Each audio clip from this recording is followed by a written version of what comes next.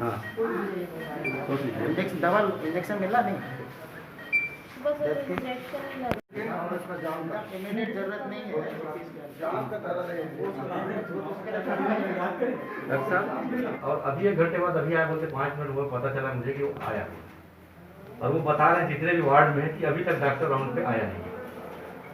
हम तो 2 बजे गए यहाँ से अभी खाना खाने के लिए, सवेरे 9 बजे से हम 2 बजे गए खाना खाने के लिए। 1 बजे तक 50 लोगों का राउंड लिया सर मैंने। उसके बाद में मैं फीमेल में गया, तो फीमेल में मैंने ये देखा कि इनकी एक्सरे नहीं हुई, सीटी स्कैन हो गए थे लेकिन उनकी रिपोर्ट नहीं थी। और एक्सरे फिर से मैंने उनको भेजा एक्सरे के लिए, तो एक्सरे के तो रिपोर्ट में इतना डिले क्यों? डॉक्टर साहब कोई बताता है कोई लाइट बोर्ड है इसके कारण सीटी स्कैन नहीं हो पाया, ये पूरा बंद है करा रहे हो 24 घंटे से, उसका अभी तक एक्सरे होना है या फिर सीटी स्कैन होना है। ट्रीटमेंट तो फॉलो किए क्यों डॉक्टर सिद्दीकी जी ट्रीटमेंट तो एडवाइस किए हैं, वो तो सारा हो गया सर। इन्वेस्टिगेशन भी हमने एडवाइस कर दी। डॉक्टर साहब, आपने पेशेंट देखा, आपने एडवाइस किया, लेकिन इम्प्लीमेंट नहीं हुआ। घर वाले लोग खुद से होकर ड्रेसिंग कर रहे हैं। बहुत बुरे हालत में, पूरे आँख पूरा छील गया, इतना भरा हुआ है। किसी का पैर टूटा है, किसी का कमर टूटा है, किसी का हाथ टूटा है। बड़ी दिक्कत की बात है। देख के हमको लग रहा है भाई प्रायोरिटी तय होनी चाहिए। अगर ज्यादा इंजरी वाले लोग आ गए हैं अपने पास तो कल ही हो सकता था। सिद्दीकी साहब, आप जान रहे हैं मरीजों से मिला, किस तरह मिली जानकारी आपको? जी, कल 4:30-5 बजे की घटना है। पाटेश्वर धाम मेरे विधानसभा राहत के कुछ लोग पिकनिक के लिए गए थे और वहाँ ट्रैक्टर ट्राली के पलटने से दुर्घटना हुई है। लगभग 13 लोग यहाँ आए राजनांदगांव मेडिकल कॉलेज में, जिनको यहाँ शिफ्ट किया गया है।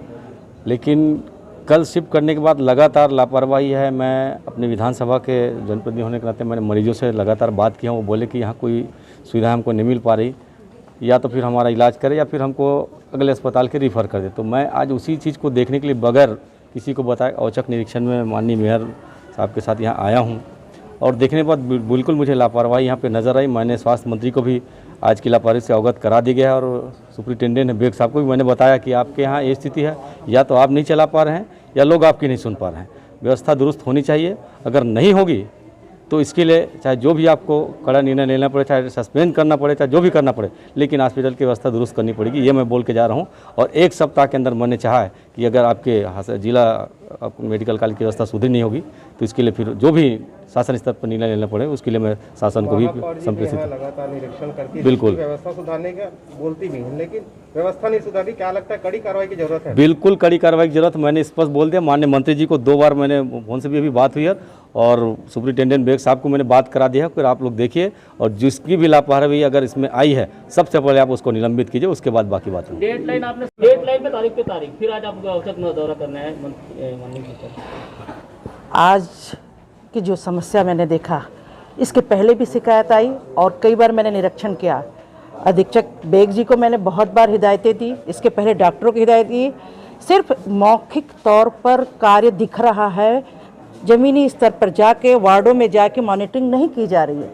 कागज़ों में लिखा जाता है कि आप ये करें वो करें, लेकिन मरीज को ट्रीटमेंट मिल रहा है कि नहीं, मरीज को दवाई उपलब्ध हुई नहीं, इसकी कोई भी देख रेख नहीं की जा रही है।